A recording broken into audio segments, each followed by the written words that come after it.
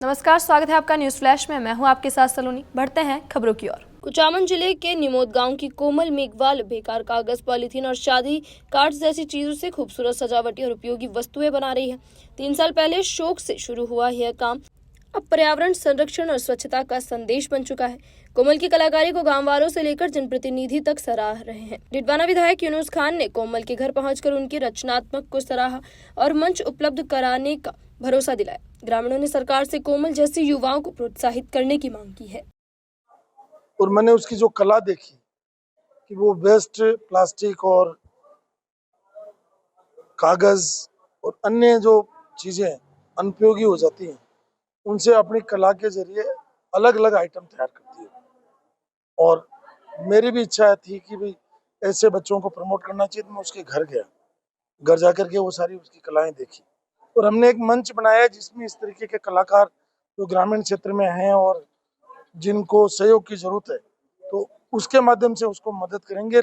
उसको national level पर किस तरीके से ले जा सकते हैं उसका प्रयास करेंगे और उस बच्चे को किस तरीके से और आगे बढ़ाया जाए, उसकी कला को और उसकी कृति को, उसके लिए उसको प्रोत्साहित करेंगे, उसकी मदद करेंगे और भविष्य में वो आगे बढ़े, यही शुभकामनाएं देंगे।